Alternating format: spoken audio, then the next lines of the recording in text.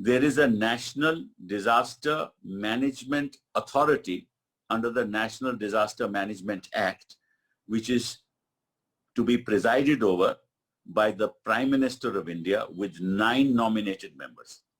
कोई भी डिजास्टर हो, जैसे उत्तराखंड में अर्थक्वेक आ गया, या बिहार में फ्लड आ गए, केरला में मानसून के बाद बस्तियां उजड़ गई, तो ये तो स्पेसिफिक डिजास्टर्स हैं, प्रदेशों में होते हैं। आज के दिन Covid is a national disaster और हर एक के लिए अलग अलग प्लान चाहिए। तो सेक्शन 6(2) कहता है that the national, without prejudice to the provisions of this subsection, the national authority may approve the national plan. मतलब के प्रधानमंत्री जी जिस पे प्रिजाइड करते हैं नेशनल अथॉरिटी पे, वो एक नेशनल प्लान अप्रूव करेंगे। ये सेक्शन 6 में लिखा हुआ है, 6(2)(b) में। और ये नेशनल प्लान बनाएगा कौन, वो सेक्शन 10(2) पे लिखा है। सेक्शन 10(2) कहता है that the National Executive Council, National Executive Council कौन है, कि secretary government of India has a council, जो बाकी जो सेक्रेटरीज होते हैं गवर्नमेंट ऑफ इंडिया के, उस काउंसिल, उस कमिटी, काउंसिल नहीं है, कमिटी है, वो committee under section 10(2)(b prepares the national plan to be approved by the national authority.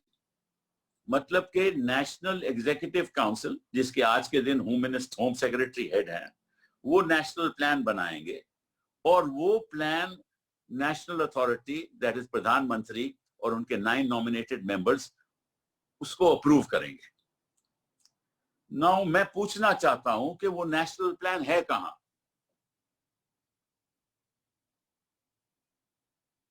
इस कानून के अंतर्गत एक नेशनल प्लान बनना चाहिए था, और मार्च 24 से आज अप्रैल हो गई, अप्रैल का चौथा हफ्ता हो गया, आज के दिन भी कोई नेशनल प्लान नहीं है। तो हमारी सलाह रहेगी कि आप जल्द से जल्द एक नेशनल प्लान बनाइए। मैं ये क्यों बात कह रहा हूं? इसलिए कह रहा हूं कि ये जो सेक्शन 10 है वो कहता है कि there shall be a national plan. इसमें कोई वो नहीं है कि आप नहीं बनाएंगे।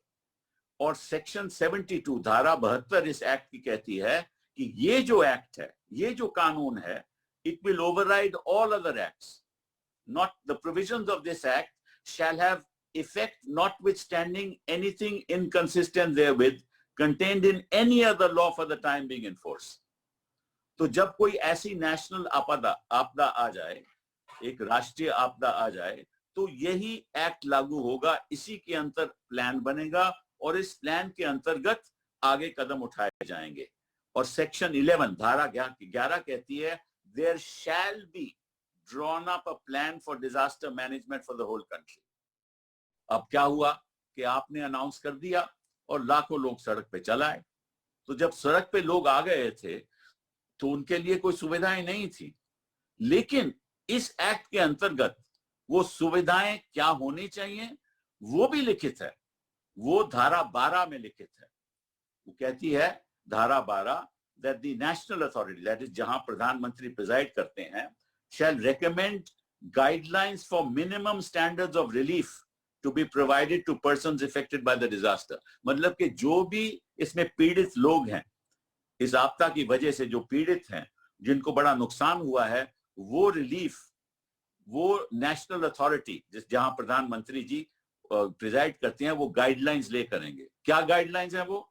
Minimum requirements to be provided in relief camps in relation to shelter, food, drinking water, medical cover and sanitation.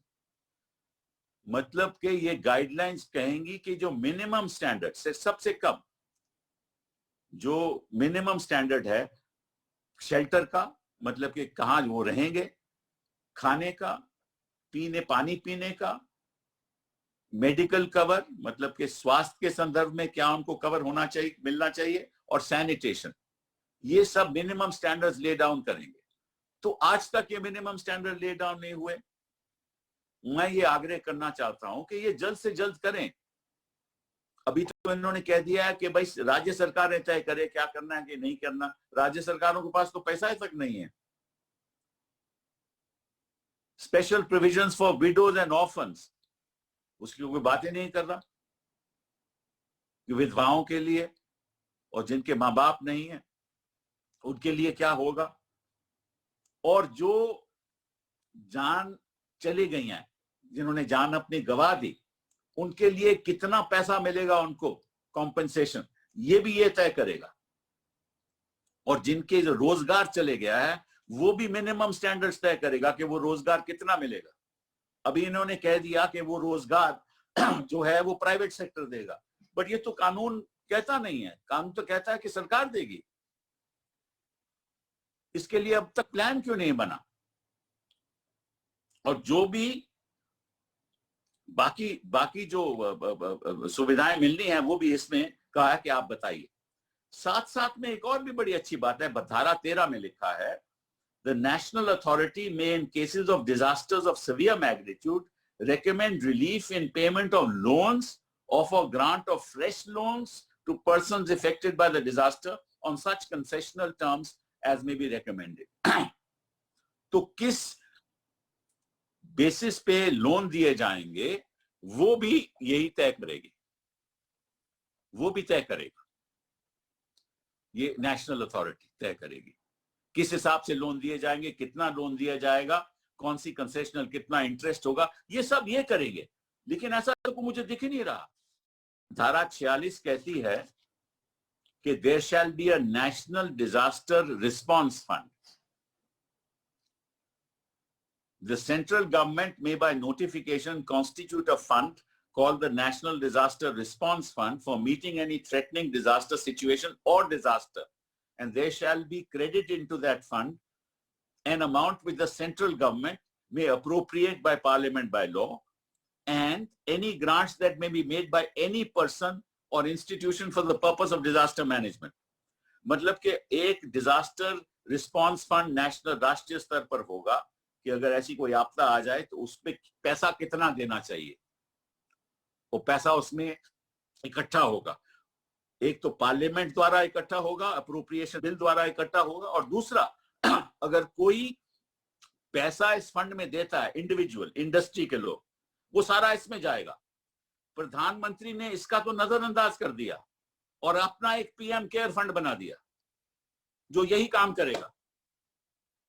जब ये कानून कहता है कि कोई और कानून लागू नहीं हो सकता, कोई और एडमिनिस्ट्रेटिव ऑर्डर लागू नहीं हो सकता, और ये सारा इंडिविजुअल पैसा जो इंडस्ट्री दे रही है, वो मैं समझता हूं कि आज के दिन वो 6,000 करोड़ से ज्यादा है पीएम केयर फंड में, वो तो सारा नेशनल रिस्पॉन्स फंड में जाना चाहिए।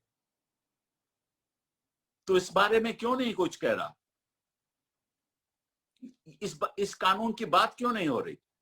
ये कानून तो सब कहता है कि कैसे होगा। साथ साथ में ये भी कहता है कि the national disaster response fund should be made available to the national executive committee.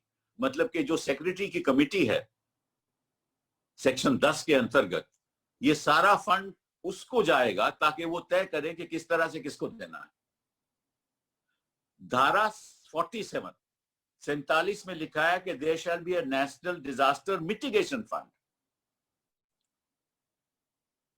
और वो मतलब कि अगर किसी को, जैसे माइग्रेंट लेबर हैं, जैसे लोगों के रोजगार चले गया, मिटिगेशन के जो काम है कि कितना उनको अब रोजगार मिलना चाहिए, उसके लिए भी फंड होना चाहिए। और वो फंड सेंट्रल गवर्नमेंट का उसका कुछ योगदान है, कुछ स्टेट गवर्नमेंट का योगदान है, और जो फंड बना हुआ है वो बहुत कम है।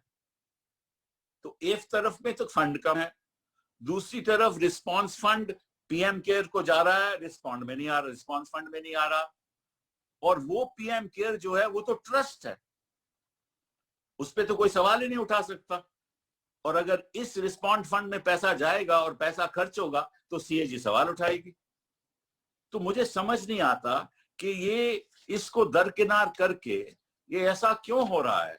और मैं आग्रह करूंगा कि जल्द से जल्द और ये देखिए, ये कानून ये भी कहता है कि एक राष्ट्रीय स्तर पे प्लान बनेगा, एक प्रदेश के स्तर पे प्लान बनेगा, और एक डिस्ट्रिक्ट के स्तर पे प्लान करेगा। और सेक्शन 10(2) कहता है कि जो नेशनल एग्जीक्यूटिव कमेटी है ये सारा उसको कोऑर्डिनेट करेगी।